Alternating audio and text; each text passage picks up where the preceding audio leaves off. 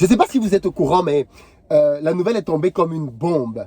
Les autorités maliennes ont demandé à RFI et France 24 d'arrêter d'émettre. Du moins, elles ont décidé qu'elles allaient suspendre pour une durée indéterminée RFI et France 24 au Mali. Je ne sais pas ce que vous pensez de cette nouvelle, mais en tout cas, cette nouvelle-là a créé un tollé hier. Tout le monde s'est exprimé dessus. Les médias français, les médias européens, l'Union européenne, le président français, tout le monde s'est exprimé pour dire que c'est juste anormal, la liberté d'expression, il faut permettre aux gens de pouvoir s'exprimer, ainsi de suite, ainsi de suite. Mais pourquoi est-ce qu'on en est arrivé là? Pourquoi est-ce que les autorités maliennes en arrivent à demander à la presse de pouvoir arrêter d'émettre? Vous connaissez certainement le contexte. Hein? Il y a un gouvernement de transition au Mali qui a pris le pouvoir par les armes et qui, depuis pas mal de temps maintenant, est en bisbille avec l'État français. La situation est allée de mal en pis et les sanctions françaises, mais aussi de la CEDEAO, se sont accumulées vis-à-vis du Mali en violation de toutes les règles même de la CEDEAO. Alors, le Mali a aujourd'hui à sa tête des militaires, mais on a le sentiment que le traitement que le Mali subit est très différent des traitements subis par d'autres pays dans lesquels il y a aussi eu des coups d'État militaires. On peut penser notamment à la Guinée, on peut penser notamment très récemment au Burkina Faso, on peut même penser encore plus récemment, encore plus lointaine, de manière un peu plus lointaine, le tour de passe-passe qu'il y a eu au Tchad avec la validation du président français qui est allé introniser le fils du président, comme dans une monarchie, au pouvoir au Tchad. Donc, pourquoi est-ce qu'on a l'impression que la situation au Mali se cristallise et que les opinions divergent et que ça se fragmente à tous les niveaux? Il faut juste rappeler qu'aujourd'hui, l'ambassadeur français au Mali a été expulsé. Il faut rappeler qu'aujourd'hui, l'armée française est en train de quitter le Mali. Et aujourd'hui, même RFI et France 24 ont été interdites d'émettre. Je ne sais pas si vous pensez que c'est une bonne nouvelle, mais le motif qui a été donné, je vais essayer de le lire hein, pour dire ce qui se passe. Le motif qui a été donné pour interdire France 24 et RFI est de dire que ce sont des médias qui aujourd'hui font une promotion. Alors attendez que je retrouve même exactement ce qui leur est reproché. Alors voilà, Bamako évoque de fausses allégations faisant état d'exactions commises par les forces armées maliennes contre des civils. Comprenez ça?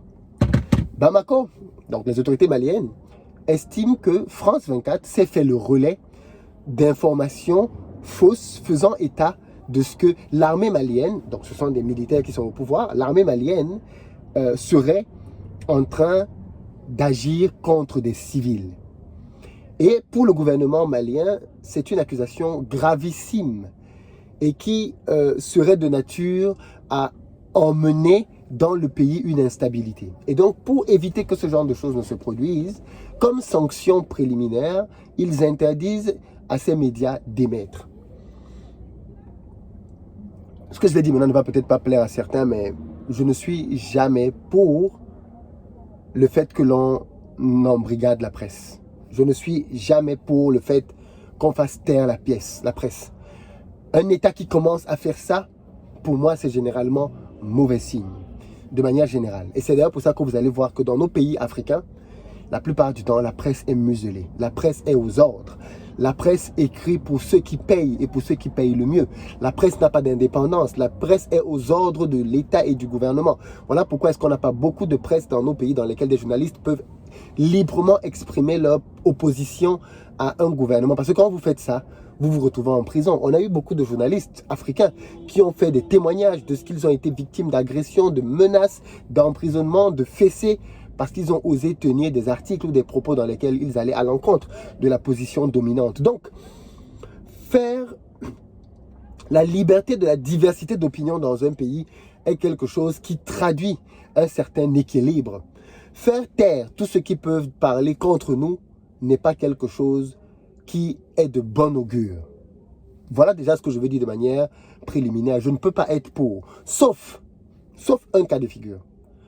Sauf quand on a des presses des 1000 collines. Si vous vous rappelez, l'expression radio des 1000 collines, c'était une radio qui, au Rwanda, à l'époque, passait son temps à être un canal au travers desquels il y avait une haine très claire qui se laissait propager entre Hutus et Tutsis.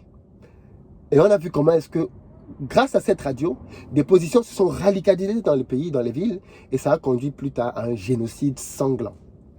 La radio aux 1000 collines avait grandement contribué à ça. Donc oui, le seul cas dans lequel je pense qu'il faut fermer un organe de presse, c'est quand effectivement, de manière évidente, il attise des haines qui peuvent entraîner la guerre. Ça, oui, à ce stade-là, il faut faire fermer le média. Mais si c'est parce qu'on a des divergences d'opinion, parce que cette presse-là dit des choses avec lesquelles on n'est pas d'accord, on ne peut pas se permettre de fermer une presse. Ça, franchement, je ne suis pas d'accord.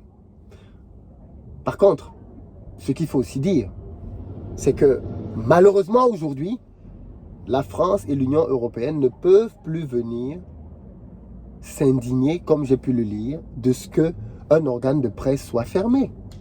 Pourquoi ? Parce qu'il y a de cela quelques jours, la France elle-même, l'Union européenne elle-même a fermé sur le sol européen Russia TV et Sputnik, 2 médias russes, enfin, financés par le gouvernement russe. Et l'argument qui a été donné, c'était de dire, il ne faut pas que pendant cette crise ukrainienne, Russia TV vienne informer les gens, ou plutôt vienne désinformer les gens de ce qui se passe. Donc en fait, c'est comme si on voulait s'assurer que pendant cette crise, on allait entendre un seul son de cloche. Et c'est pour ça que vous allez remarquer que tous les médias principaux disent la même chose au sujet de la guerre en Ukraine. Poutine c'est un dictateur, Poutine c'est un ceci, cela. Il n'y a pas d'analyse, il n'y a pas de nuance. Personne ne parle de l'OTAN, personne ne parle des attaques perpétrées de l'OTAN, personne ne rappelle l'histoire, personne ne parle des guerres de l'OTAN, des guerres de la France, des guerres des Américains, de l'Irak, de l'Afghanistan, de la Libye. Personne ne parle de ça. Personne ne parle de la menace que représente l'OTAN qui se militarise de plus en plus en allant vers l'Est. Personne ne parle de ça dans les médias. On a juste Poutine qui est en train d'annexer un État souverain et indépendant, ce avec lequel on est tous contre, mais personne n'analyse ce qui a poussé à ça. Parce qu'il faudrait que dans la presse, on ait un seul son de cloche, malheureusement. Et c'est ce qu'on constate. On a un seul son de cloche dans les médias. Et ça, c'est clairement préjudiciable pour la démocratie. Mais malheureusement, la France elle-même, comment peut-elle venir donc crier au scandale qu'on fasse ailleurs ce qu'elle-même elle fait à la maison? Ici en France, on a interdit des médias. Russia TV employait uniquement des Français. Et tous les journalistes français qui ont parlé à Russia TV ont dit qu'ils ne subissaient aucune pression, aucune indication sur comment ils devaient traiter leur sujet. Ils étaient totalement indépendants. Par contre, le président français, Emmanuel Macron, a estimé que Russia TV faisait une propagande. Alors, je veux m'arrêter là-dessus. Quel média ne fait pas de propagande? Il faut juste qu'on me dise ça. Quel est le média aujourd'hui qui peut dire qu'il ne fait pas de propagande? RFI, France 24, bien sûr qu'ils font de la propagande. C'est un média qui est payé par l'argent du contribuable français. RFI et France 24, on l'a vu à plusieurs reprises. Déjà, regardez comment est-ce que RFI et France 24, la terminologie que ces médias utilisent. Ils parlent de junte à chaque fois qu'ils parlent des autorités maliennes. Mais quand ils parlent des autres, ils n'utilisent pas le mot junte. Le mot junte, c'est un mot extrêmement méprisant. C'est un mot qui traduit un groupe militaire autoritariste. C'est-à-dire que la junte malienne serait un groupe autoritariste. Mais on a vu comment est-ce que cette junte a été applaudie par des centaines de milliers de Maliens quand on leur a demandé de venir manifester leur soutien aux autorités maliennes. Et malgré donc tout ce soutien populaire, les mots utilisés ont toujours été des mots extrêmement méprisants. Junte, junte, junte, junte. Toujours avec pour but de discréditer les autorités maliennes. Donc, quand un média donc tient ce genre de discours et fait écho à la politique française, on ne peut pas dire que c'est un média qui ne fait pas de la propagande. Sur RFI, je suis désolé, mais quand on se souvient de comment RFI a traité la guerre ivoirienne, les conflits ivoiriens avec l'armée française, ce n'était pas un traitement partisan. Absolument pas. D'ailleurs, je le rappelle, pour ceux qui ne le savent pas, c'est que l'ancêtre de RFI s'appelait le post-colonial. Oui, oui, le post. On aime bien souvent parler du franc CFA et on dit que franc CFA, France des colonies françaises d'Afrique, mais personne ne parle de RFI. Hein. RFI a un ancêtre qui s'appelait le post-colonial. Le nom est très clair et le nom dit tout. RFI n'a donc pas vocation dans son essence même à être un média qui va être autonome et indépendant. Non, aucun média n'est indépendant, sauf ceux qui sont réellement financés de manière par les adhérents. Donc, un média qui reçoit son argent du gouvernement français, comment peut-on espérer qu'il soit neutre quand il y a des conflits? Comment on peut espérer ça? On ne peut pas. Est-ce que ce média-là peut accuser les positions françaises, par exemple en Irak? Est-ce que ce média-là peut accuser les positions françaises comment j'appelle ça, au Tchad? Est-ce qu'on a entendu RFI crier au scandale à cause de la position française au Tchad? Un président qui va adouber un autre en dépit de tout respect de la Constitution. Est-ce qu'on peut valider ça quand on est une presse indépendante? Non. Donc pour moi, RFI et France 24, ce ne sont pas des presses indépendantes, ce sont des presses qui suivent un agenda. Mais comme je l'ai dit tout à l'heure, tous les médias en réalité font une propagande. Ici, sur Investir au pays, je fais une propagande, clairement. Et la propagande, c'est qu'il faut que les Africains investissent en Afrique pour développer leur continent. C'est ma propagande. La propagande en soi n'est pas quelque chose qui est fondamentalement mauvais. Maintenant, on peut se servir d'une propagande pour véhiculer des idées qui, elles, ne sont pas bonnes. Mais en soi, faire une propagande, comme on le fait ici, et comme tous les médias le font, en soi, peut se comprendre. Donc non, moi j'estime que ce qui s'est passé au Mali n'est pas bien. On peut dire ce qu'on veut, n'est pas bien. Mais, à partir du moment où la France, l'Union européenne, eux-mêmes ont commencé à le faire, je crains qu'il n'ait ouvert une boîte de Pandore et que RFI et France 24, ces médias n'existent que grâce à l'Afrique. Si on ne les écoute pas en Afrique, ils n'ont aucune audience ailleurs qui soit consistante. C'est l'Afrique francophone qui fait vivre RFI et France 24. C'est nous qui donnons de la vie à ces médias. Tous nos politiciens, tous nos artistes, tout le monde intervient sur RFI.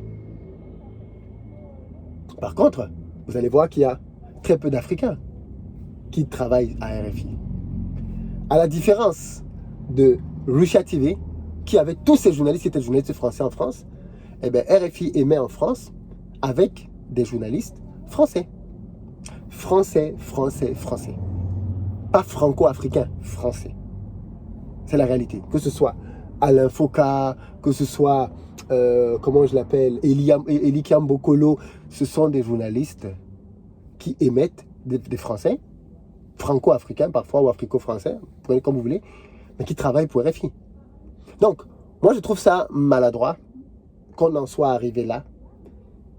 Et ce n'est pas de bon augure, parce que ceux qui aujourd'hui ferment Russia TV, qui demain ferment RFI, après demain vont fermer Investir au pays. Le jour où vous allez dire quelque chose qui ne va pas leur plaire, vous risquez d'être fermé. Donc ça, c'est clairement un abus et une dérive dans laquelle je pense qu'il faut faire très très gaffe. Qu'est-ce que vous en pensez, vous? En tout cas, moi, j'estime que c'est une position qui donne à réfléchir.